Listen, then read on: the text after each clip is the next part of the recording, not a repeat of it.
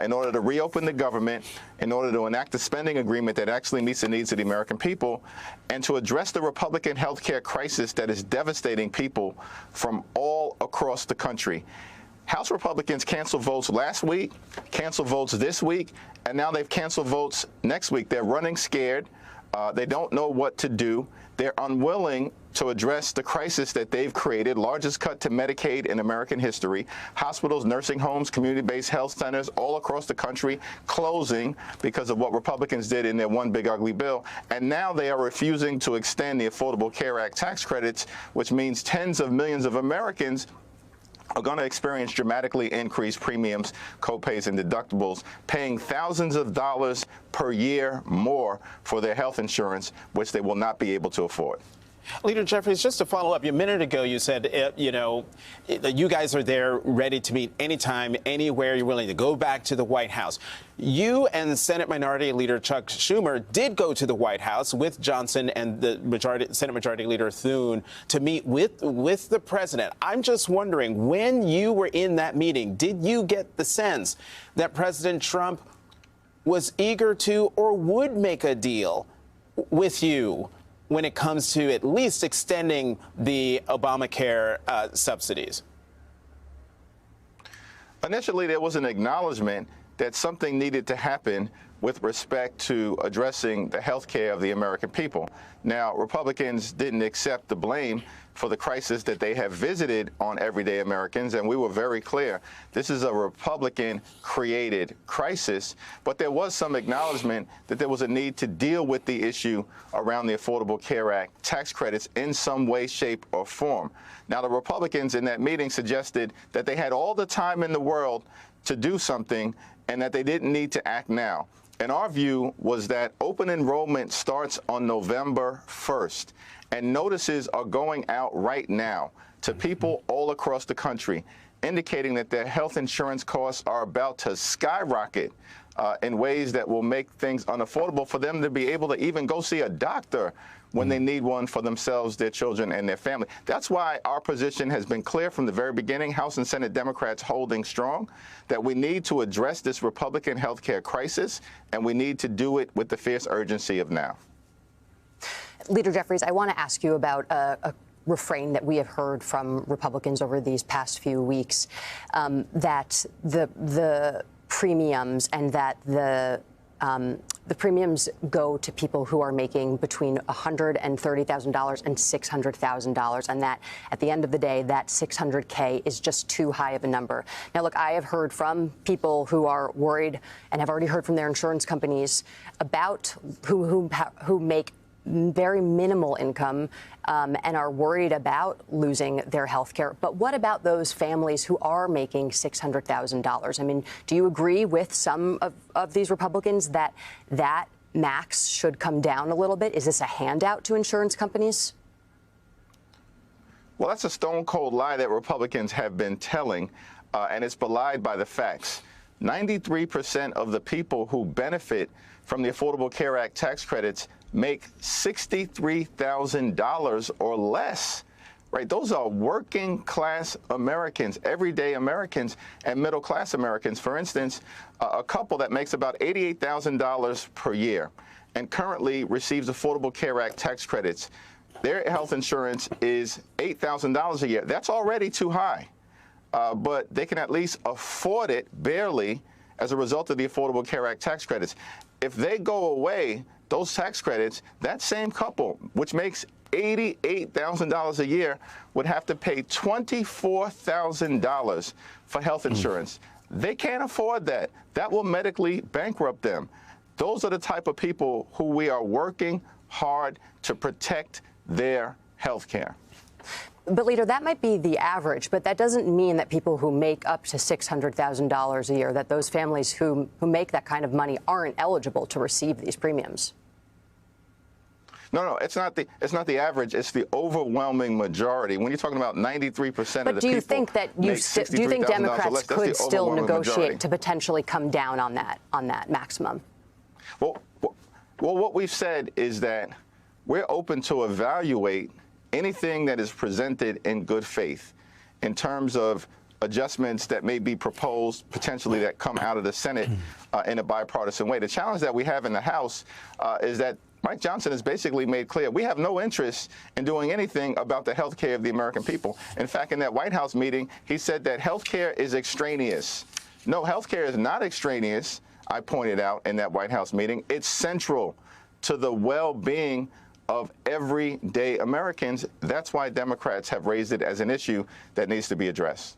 Yeah, so central that even Congresswoman Marjorie Taylor Greene is out there saying something needs to be done about this. But, you know, Congressman, speaking of good faith, one of the other sticking points that you and other Democrats have made in all of this, healthcare being issue bold number one, but a secondary issue is rescissions and how that is still on the table. Yesterday, Semaphore reported about a call that was done between the House Freedom Caucus with the press. And I want to read this. On this press call with the House Freedom Caucus, Johnson tells reporters, quote, "We worked on rescissions, and there'll be more of that we expect in the days ahead."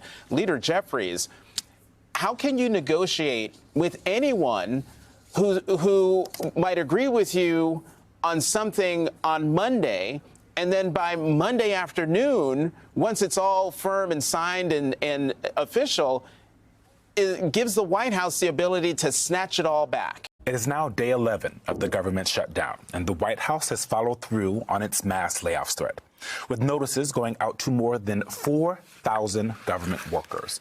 An administration official told MSNBC Friday's layoffs are, quote, "just a snapshot, and more will be coming."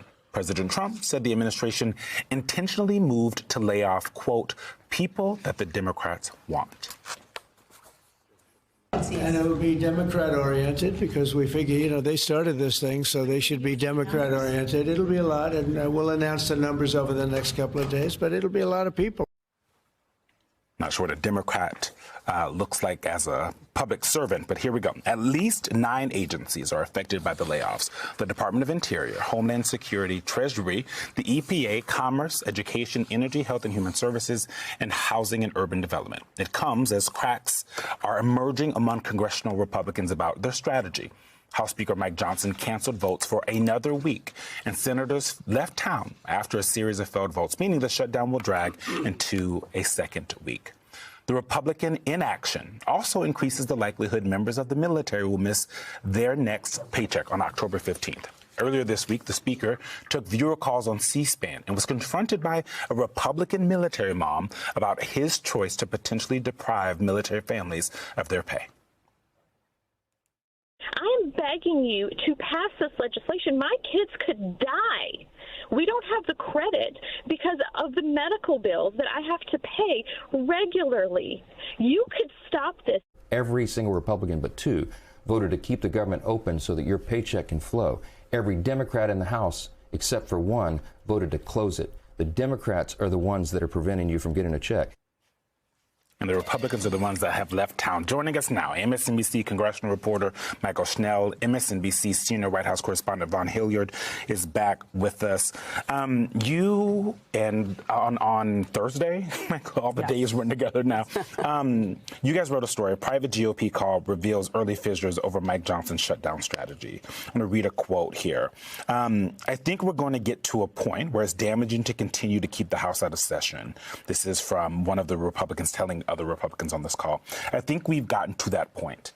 So the fissures are there. What happens next? Yeah, so just, of course, as at the scene, as you mentioned, Mike Johnson has elected to not have the House in Washington during this shutdown. His argument is that the House has already done its job by passing that clean CR. Essentially, he's trying to put pressure on Senate Democrats as this is the product, take it or leave it, to try to put blame on it. At first, Republicans were rallying behind that play call. Now there appear to be some of those detractors. Because they're surprised that Democrats are standing their ground. We're all a little surprised. Right, absolutely. So as you had read, that was one of those quotes from Jay Obernolte. There were also 2 other Republicans on that private call. We learned this from a source on the call who had raised concerns about Speaker Johnson's strategy here of keeping lawmakers out of Washington, essentially saying, hey, we should be back. One of the members, Stephanie Bice, had actually said we could message just as well, maybe even better, if we're in Washington instead of being back home in our districts. They joined Kevin Kiley and Congresswoman Marjorie Taylor Greene. So only about 5 right now. There may be a couple more. Of course, a small number within the grand scheme of the 220 House Republicans, but still notable that we are seeing these cracks in such a high-stakes standoff. To your question of what comes next, it doesn't seem like anything different is going to happen. Speaker Johnson canceled votes for next week. They were supposed to be in session from Tuesday through Friday. That will not be happening anymore. House hasn't been in Washington since September 19th. We asked the Speaker about this yesterday, and he said once Senate Democrats decide to reopen the government, we'll be back. So really standing firm in that position. They ain't been at work for a month, and they still getting paid. I need that job for Congress. Vaughn, you know, one of the things that I wonder that could break this logjam is the personal involvement of President Trump. Yeah. We have seen what happens when he's personally involved. Like we're what, maybe 48 hours away from seeing the hostages released out of Gaza. Right. Once the president comes back from the Middle East and starts to focus, well, one, do you think he will get involved and start focusing in on the shutdown, or is he just going to just be laissez-faire about it and let Russ Vought run roughshod over the federal government? To say that Trump's plans are failing here. Again, I need to make this clear that the shutdown rigmarole that Republicans pulled during the Obama era, and they didn't get punished for it, that, like, they keep trying to do it in very different contexts. One, people are used to their games now, right? Trump's president for a second time. Americans got fooled in 2024.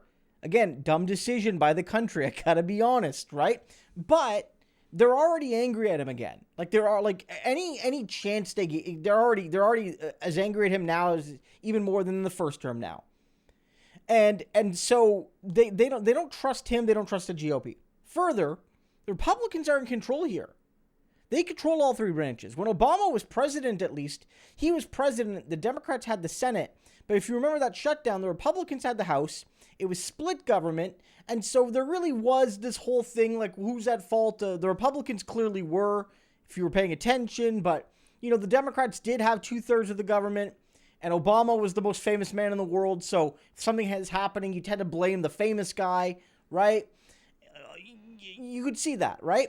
But also, Republicans weren't trying to claim that they wanted to do these cuts. Now, Trump is coming out and saying, I am going to use this as an excuse to make cuts that are Democratic-oriented. And I think by that he means I'm going to target cuts to hurt the Democratic Party, and I'm going to target cuts to hurt the Democratic voting base and Democratic parts of the country, right? And so you've seen that. Some of the shutdown, he's not just shutting things down. He's using it as an excuse to make cuts.